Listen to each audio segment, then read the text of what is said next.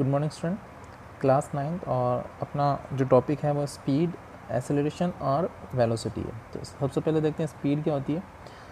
Speed है कि the total distance travelled by a body per unit time is known as speed. मतलब कोई भी मूविंग ऑब्जेक्ट जो है वो किसी टाइम इंटरवल के अंदर टोटल डिस्टेंस कितनी ट्रेवल करता है उसको अपन बोलते हैं स्पीड।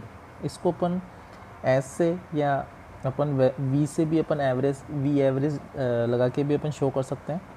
तो ये फॉर्मूला यहाँ से जो डेफिनेशन से जो फॉर्मूला बन रहा है वो है डिस्टेंस अपॉन टाइम।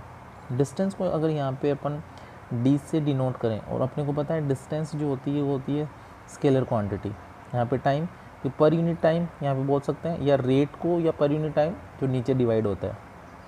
तो S equals to D by T. D यहाँ पे डिस्टेंस है और डिस्टेंस की यूनिट जो होती है वो होती है मीटर। अपन ने कल डिस्कस किया था। टी टाइम है, टाइम की जो यूनिट होती है मीटर। तो सॉरी, टाइम की जो यूनिट होती है वो सेकंड। तो यूनिट हो गई यहाँ से मीटर पर सेकंड, तो मीटर पर सेकंड ये अपने पास ऐसा यूनिट आ गई। इसको और जनरल अगर अपन और लिखें तो अपन जो मीटर जो लेंथ है उसको अपन किलोमीटर की टर्म्स में भी अपन रिप्रेजेंट कर सकते हैं और सेकंड को आर की भी टर्म्स में रिप्रेजेंट कर सकते हैं। तो यहाँ पे किलोमीटर पर आर जो जनरली अपन जो कार वगैरह या बाइक वगैरह में देखते हैं तो किलोमीटर पर आर के फॉर्म में गिवन होता है।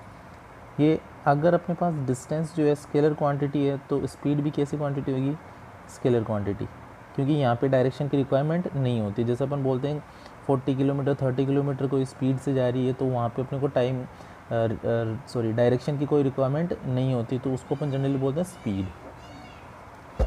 नेक्स्ट आता है अपना वेलोसिटी। वेलोसिटी भी देखा जाए तो स्पीड ही है, लेकिन अगर कोई स्पीड एक स्पेसिफिक डायरेक्शन में बात करें, कोई भी मूविंग ऑब्जेक्ट है और वो एक स्पेसिफिक डायरेक्शन ही के अंदर ही ट्रेवल कर रहा है तो उसको अपन बोलते हैं speed. The speed of an object moving in definite और specific direction is known as velocity. ये अगर स्पेसिफिक डायरेक्शन की बात हो गई, मतलब यहाँ पे मैग्नीट्यूड भी रिक्वायर्ड है एज वेल एज यहाँ पे डायरेक्शन की भी रिक्वायरमेंट है, तो इसको अपन बोलते हैं वेक्टर क्वांटिटी। तो वेलोसिटी कैसी क्वांटिटी है, वेक्टर। और वेक्टर को रिप्रेजेंटेशन जो होता है वो एरो से होता है, जो अपन लगा रहे थे एरो से, इस तरीके से अपन निकल देखा था वेक्टर स्केलर। अब यहाँ से जो एस लिया ये अपन बोल सकते हैं, या तो देखो इसको लिख सकते हैं डिस्प्लेसमेंट, क्योंकि डिस्प्लेसमेंट के अंदर डायरेक्शन की रिक्वायरमेंट होती है, तो यहाँ पे अपन डिस्प्लेसमेंट लिख सकते हैं और डिस्प्लेसमेंट एक लेंथ ही होती है।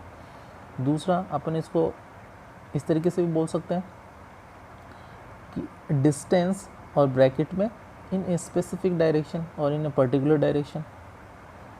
टी टाइम को रिप्रेजेंट कर रहा है, तो यहाँ से डिस्प्लेसमेंट अपॉन टाइम, यहाँ से अगर इसकी भी यूनिट की बात करें तो स्पीड, ये देखा जाए तो ये स्पीड ही है, लेकिन अगर अपन एक कंडीशन पे बात करें, एक डायरेक्शन पे बात करें तो ये वेलोसिटी हो जाएगी।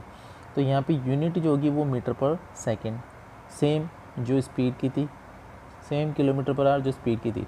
अब यहाँ पे देखें क्योंकि डिस्प्लेसमेंट ज़ीरो हो सकता है टाइम के साथ, तो स्पीड वेलोसिटी भी क्या हो जाएगी, ज़ीरो। वेलोसिटी अगर डिस्प्लेसमेंट अगर नेगेटिव है तो वेलोसिटी भी क्या हो जाएगी, नेगेटिव में।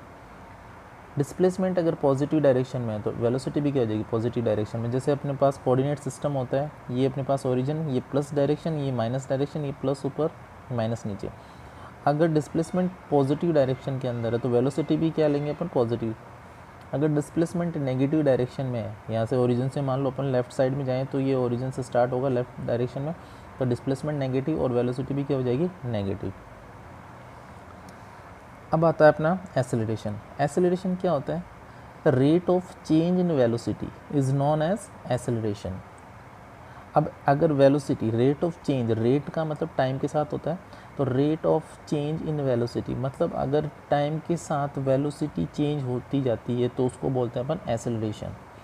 अगर वेलोसिटी है तो ये क्या है, अपने पास वेक्टर क्वांटिटी है, क्योंकि एसेलरेशन एक स्पेसिफिक डायरेक्शन में ही बात करते हैं अपन। तो यहाँ से इसके डेफिनेशन से फॉर्मूला देखें, इसको ए से रिप्रेजेंट करते हैं पे, ए इक्वल्स टू, यहाँ पे वेक्टर क्वांटिटी ए से अपन एरो से अपन डिनोट कर सकते हैं, a vector equals to change in velocity, मतलब वेलोसिटी का चेंज। अब यहाँ से फॉर्मूले से देखो अपन ने लिखा v माइनस यू, अब रेट आ गया तो टाइम नीचे, तो टाइम के साथ वेलोसिटी चेंज, तो v minus u upon t. अब यहाँ से फॉर्मूला जो बन के आया a equals to v minus u upon t. अब v यहाँ पे क्या है, ये है फाइनल वेलोसिटी। u यहाँ पे क्या है, इनिशियल वेलोसिटी, t यहाँ पे टाइम को रिप्रेजेंट कर रहे हैं। अब देखो फाइनल वेलोसिटी और इनिशियल वेलोसिटी क्या हुई, देखो ये वेलोसिटी है, इसमें इनकी यूनिट भी सेम रहेगी, सिर्फ इनिशियल फाइनल का मतलब क्या हुआ, मान लो कोई कार खड़ी है, वो रेस्ट पे, वो चल नहीं रही, तो इनिशियल वेलोसिटी उसकी क्या हो जाएगी, 0। अब अपन जब बात कर रहे हैं, अब वो स्टार्ट कर रही है चलना, तो उसकी फाइनल वेलोसिटी कुछ भी हो सकती है, जैसे 20 kilometre per hour, 30 kilometre per hour, तो यहाँ से उसकी फाइनल हो जाएगी।